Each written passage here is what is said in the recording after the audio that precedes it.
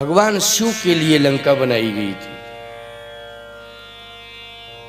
जब काशी वसाई गई तो मुक्ति जन्ममय जान ज्ञान खान अगहान कर जय बस शंभु भगवान सो काशी से ये कृष्ण। जो मूल काशी है देखें तो विश्वनाथ जी के आसपास मंदिर ही मंदिर हैं। अब तो बहुत बड़ा शहर बन गया, विस्तार हो गया, लेकिन आसपास आप देखें विश्वनाथ जी के तो मंदिर ही मंदिर हैं। इसका मतलब है अगर शिव जी के लिए लंका बनाई गई तो फिर मंदिर ही मंदिर तो बने होंगे, लेकिन कब्जा कर लिया राक्षसों ने। जैसे स्वर्ण मंदिर बनाया गया था, क्यों भाई बनाया गया था, क्या बनाया गया है, वो बना है, लेकिन भिंडर वाला ने कब्जा कर लिया था। और इतने अस्त्र शस्त्र पाए गए थे साहब, जब इंदिरा गांधी ने ऑपरेशन किया तो जखीरा निकला। इतना सेना के पास अस्त्र शस्त्र नहीं था जितना खालिस्तान की मांग करने वाला भिंडर वाला के नेतृत्व में और वो स्वर्ण मंदिर के अंदर पाए गए। इतने अस्त्र शस्त्र पाए गए थे, अलग से खालिस्तान की मांग कर रहा था वो। इतिहास याद रखो, वो इसी में तो इंदिरा गांधी चली गई।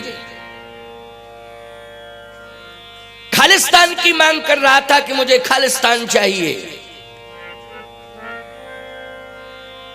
स्वर्ण मंदिर पर कब्जा कर लिया उसने। बहुत से मंदिर आज भी ऐसे प्रभावित हैं जहां असामाजिक तत्वों ने कब्जा कर रखा है, बाहुबलियों ने कब्जा कर रखा है। वहां के जो पुजारी महंत हैं आज भी वो भयभीत हैं। वो किसी भी प्रकार की कोई चर्चा खुल के नहीं कर सकते हैं।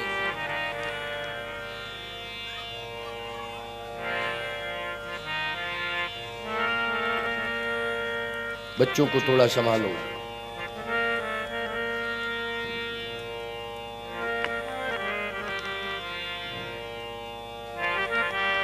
हनुमान जी ने देखा क्या कि मंदिर मूर्तियां रो रही हैं और राक्षस सो रहे हैं।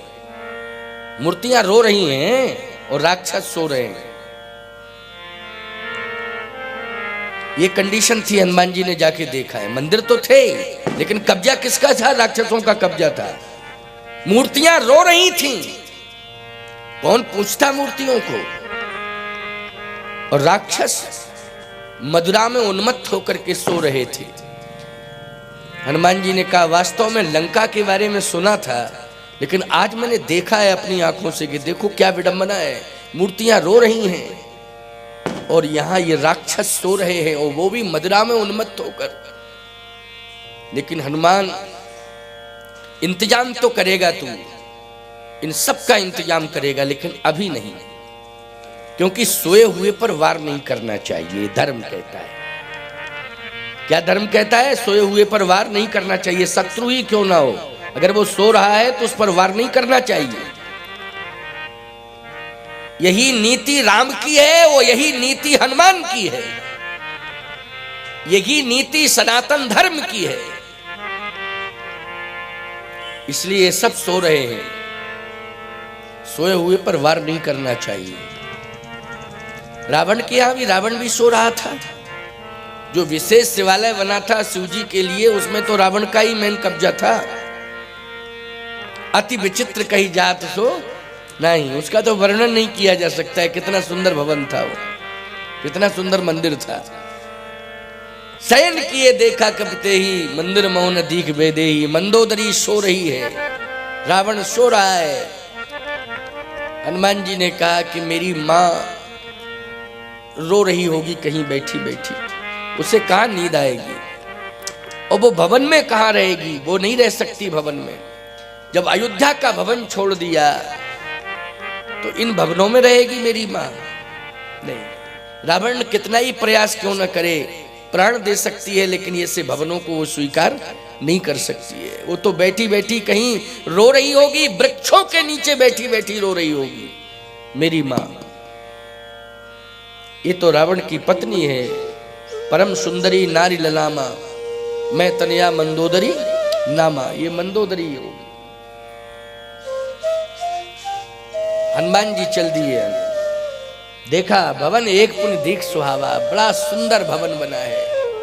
लेकिन हरि मंदिर, मंदिर बगल में है, लेकिन प्यारे मंदिर बगल में है, लेकिन मंदिर के आगे नव तुलसी का वृंद। तुलसी का वृंद मानी समूह है। तुलसी का वन जिसको वृंदावन कहा जाए। क्या कहा जाए? वृंदावन। तुलसी का नाम है वृंदा, और समूह मानी जहां पर बहुत सारी मात्रा में हो तुलसी, इसलिए वो वृंदावन। समूह मानी वृंदा मानी तुलसी का समूह है, तुलसी का वन अर्थात वृंदावन। हनुमान जी ने कहा कि तुलसी केवल एक ही जगह दिखाई दी लंका में, वो कहां? हरि मंदिर था भिंड बनावा। राक्षसों के यहां तुलसी होती है क्या? समझ लेना, जिसके घर में तुलसी ना हो राक्षस का घर है वो, राक्षस का घर है वो। क्या लिखा रहेगा कि मैं ये राक्षस का घर है? लेकिन तुलसी अगर नहीं है, कैसा हिंदू है तू जब तेरे घर में तुलसी नहीं है? बोलो भाई, कैसा हिंदू? कौन कहेगा हिंदू जब तुलसी नहीं है? इसलिए घर घर में तुलसी होना चाहिए। अगर तुम हिंदू कहलवाते हो या कहते हो अपने को, तो तुलसी से प्यार करो। और मैं एक बात कहता हूं, तुलसी केवल मात्र भगवान की प्रिया, हरि प्रिया ही नहीं है, तुलसी एक औषधि भी है। आयुर्वेद में सबसे ज्यादा तुलसी की महिमा है। ये कोरोना काल में तो तुलसी ने कमाल किया है साहब। ये महामारी से नियंत्रण पाने के लिए, इस महामारी से छुटकारा पाने के लिए तुलसी का प्रयोग सबसे ज्यादा हुआ है। इसलिए तुलसी जैसा तो कोई हो नहीं सकता है। भगवान का तो ये संकल्प ही है। राम है तो कहते मैं सीता के बिना रह लूंगा, श्याम है तो कहते हैं मैं राधा के बिना रह लूंगा, नारायण है तो कहते मैं लक्ष्मी के बिना रह लूंगा, लेकिन ये तीनों तुलसी के बिना नहीं रह सकते हैं। तुलसी तो होनी ही चाहिए। मैं तुलसी के बिना नहीं रह सकता हूं। तुलसी की बड़ी महिमा है। यहां हनुमान जी को तुलसी तुलसी दिखाई दी, कहा बस आनंद आ गया। यही है संत का घर।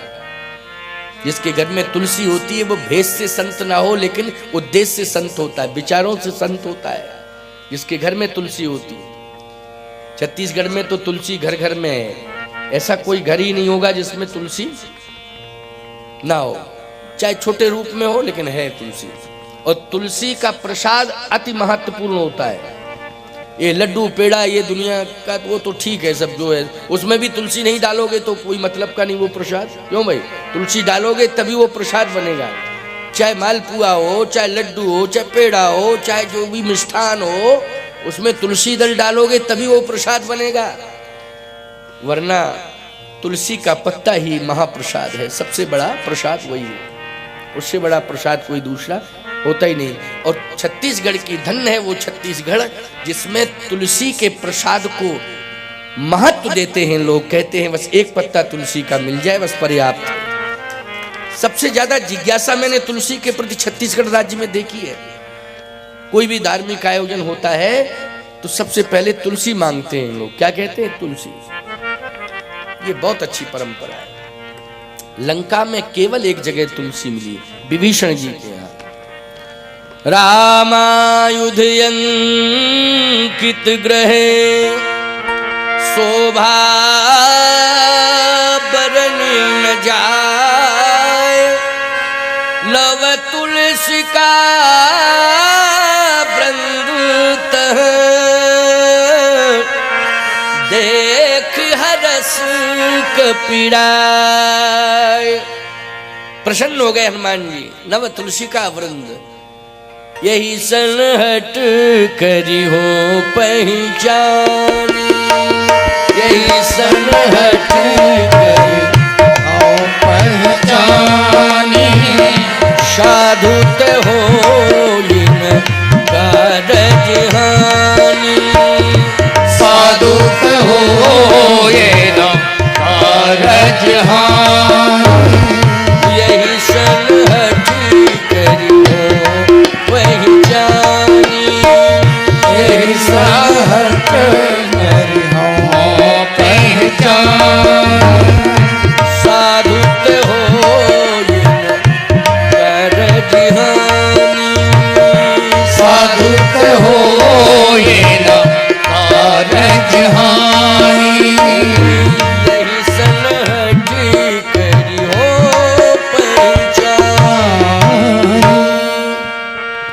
ऐसन हट करियो पहचानी। अब मैं हट पूर्वक पहचान करूंगा ये संत है। संत मिल गया मुझे, जिसकी तलाश में कर रहा था। प्रभु जिसके बारे में बार बार कह रहे थे वही संत है ये। हनुमान जी पास में पहुंच गए पास में। बंदर हैं लेकिन ब्राह्मण बन गए। विभीषण जी के यहां ब्राह्मण बन गए, विप्र रूप धर वचन सुनाए। कौन सा रूप धारण किया? विप्र का।